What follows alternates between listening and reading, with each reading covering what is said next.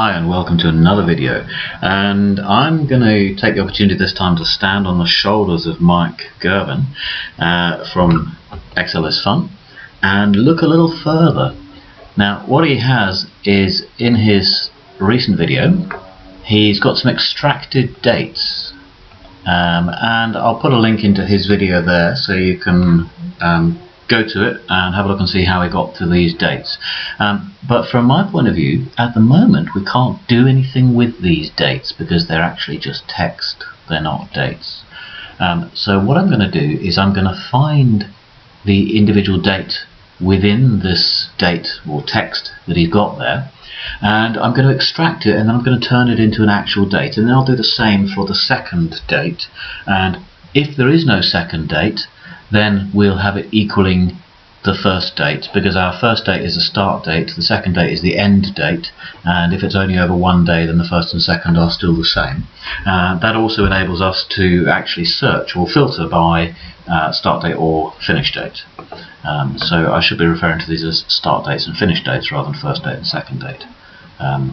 Okay, so how do we do this first of all? Well, we're going to have a look to find the end of the date, and we're going to search within all the possible years to find out where the end of the year is, and it will be wherever it finds one of these numbers plus 4, because the place it'll return is the first character position, so plus 4 will give us the end of it. And then we'll just simply do a left and take up to that character. So here we go. So the end of the first date, I'm just going to turn that back because that's automatically changed itself. So I'm going to say the end of the first date equals, and I'm going to do search, and we're going to search all of these here, and we've got to lock this as well, so don't forget to lock. That's a common mistake people make there. And we're going to do it within the text, which is that text there, and we don't want to lock this one because we do want to drag it down.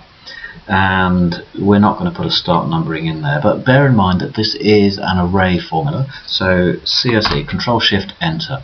Now although it's given us a value error, the only value error it's given us is because it didn't find the very first instance of that array in that text, and therefore it's given us a value error. However, within there, if you look, you'll see the curly brackets on there, and if I were to evaluate this, so I'll double click there just to bring it up and press F9 to evaluate, and you'll see that actually there's a number 12 in there. So it has found it at some point, and it's only a few years ago. And my values go up to 2010, so my last one's 2010, 2019, 2018, 2017, and that's where it's found it. Now I've got to do Control Z, otherwise it deletes that function, and I'm going to do escape, and we know that it's found that, even though it's showing a value error, and we know that it found at position 12, so position 12 is the start of it, so I want to say 12 plus 4.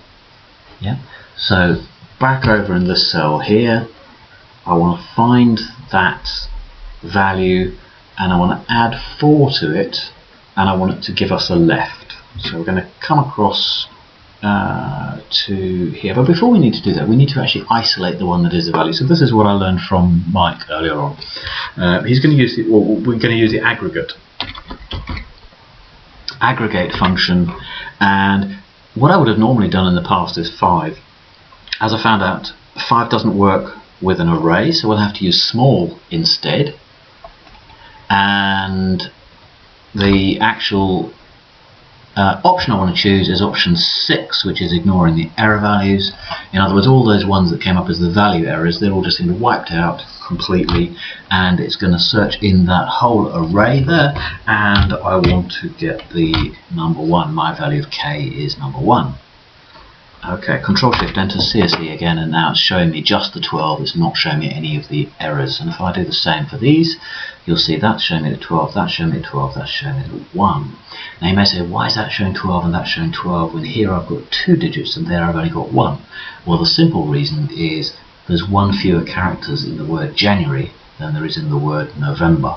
So it is actually working, and in this one it's showing 10 because there are no characters beforehand. So that's all perfect. What I want to do to get the first date is I'm going to click in here, and I'm going to say my first date equals left, and it equals the left of that text there, comma, that many characters, but not that many characters because it's that many characters plus 4. And that's now given me my first dates. However, they're not real dates, and the way we know is they're left justified. Excel will right justify them if it recognises them as dates. So what we're going to do here is equals that date there, or that cell there, plus 0. And if Excel recognises it as a date, which it does, it then turns it into the number that it recognises as date, and all I have to do is I have to change that into my long date format. Now, the reason I didn't do that on these cells is because we want to actually do something with the text in these cells. And what we actually want to do is we want to do, again, this is from Mike, we want to do a substitute, which is kind of like a find and replace if you were doing it manually, but the command replace. So some people would have thought to go to replace.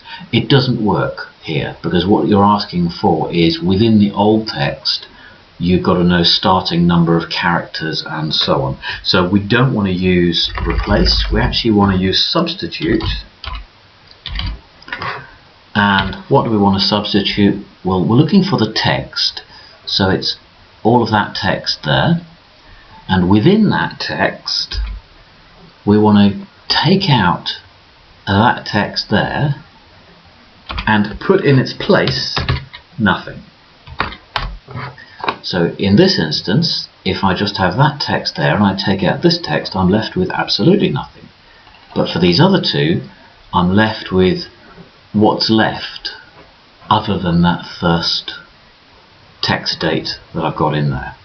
Now, as you see, the reason I didn't do it with these ones, which are actually now dates, is because what it would have done is it would have not found my text because it's got a 0 in front of it, and therefore it would have given me the whole of that because it didn't find the 1 November. It found 01 November, so it wouldn't have replaced it.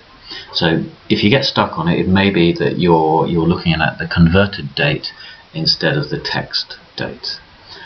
Okay, so from what we've got left, what we now need to do is find the months, and this basically goes back to exactly what Mike was doing.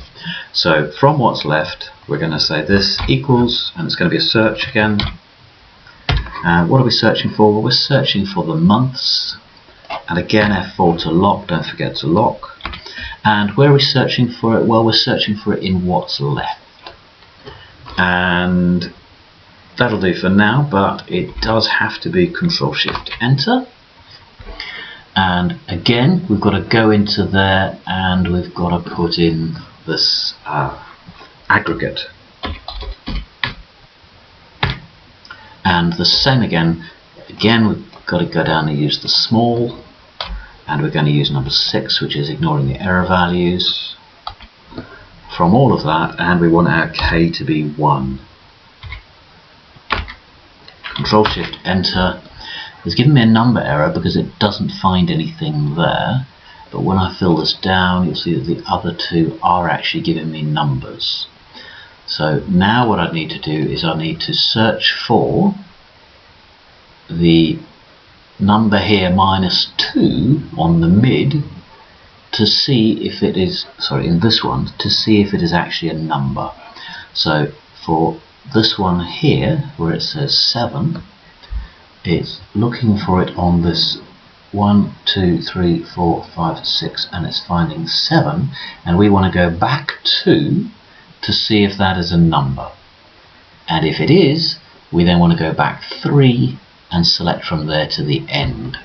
So let's go ahead and do that. I'm going to work this out in the bottom one here just so you can see it working on one that does actually have a value. So we're going to say is number, and what are we looking for is a number? Well, it's going to be the mid, and the text is that one there, and the start number is that one, -2, and the number of characters is just the 1. Now this is not quite right yet because our mid at the moment it's going to return text. So what we want to do is add 0 to it, and that will then give me a value. So that's saying it's false, and it should do, because that one minus 2 is not a number.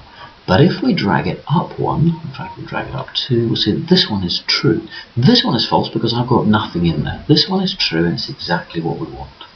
So we've got that there, and I'll carry on doing it on here. What we're going to do is we're going to do an if at the start. So if all of that is a number, then what do we want as our answer? Well, we actually want the mid, and we actually want a little bit more than that, but for now we'll just put it in as a mid. We want the mid of that text there, comma, that number there, this time minus 3, okay, and the reason I said that's not quite what we want is because we also want to do trim. And the reason we do trim is because if that was just a single number, so say it was the 1st of November, we've gone back 3 characters, so our first thing will be a space. Now what we actually want to do is we want to take off the space. Now we could have done this on the next step, like we did here, before we actually converted it into a real date. We're going to do it here just for the sake of simplicity. Okay, so that's closing the bracket for our trim function. So that's giving out our value if true. Now what we want to do is the value if false. So the value if it's not a number, well, the value is going to be mid again. It's going to be the mid of that, and it's going to be starting point there.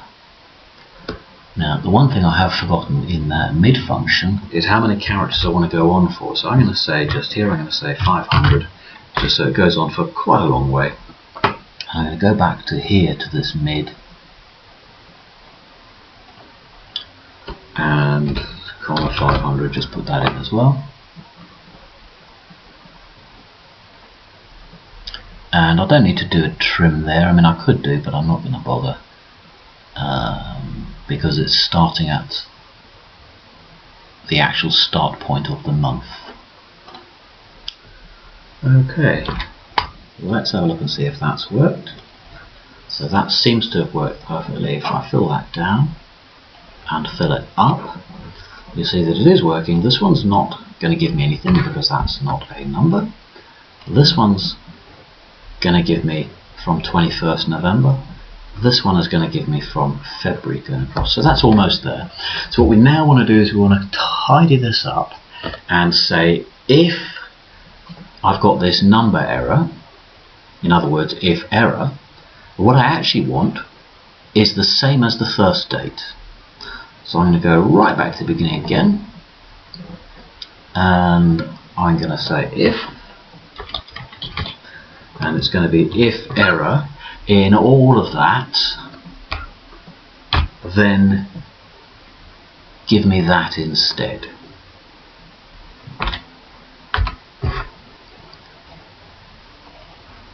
Okay, and this is my second date, and because it's not a real date yet, what I'm going to do is I'm going to say this equals that, and it's going to be that plus 0. Now once more it's turned these into number values, and all I need to do is change them into long date formats. Now what you will notice is that if it's just February, it changes to the 1st of February. I'm going to live with that, and if this is just December, it changes to the 1st of December. That's close enough. You could actually look at it and analyse it further and see if this was that text that doesn't have a number at the beginning, you could do something else. But that's basically going to be good enough for what I want to do. All that's left for me to do here is simply hide some columns to tidy this up.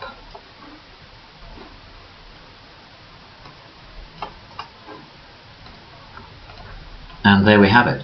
From there, our start date is the 20th of January and our end date is the 20th of January. Here our start date is the 1st of November and our end date is the 21st of November. And here our start date is 1st of December, as I mentioned it's the 1st, and February, 1st of February. Okay, I hope that's been useful, and once more, thank you for listening.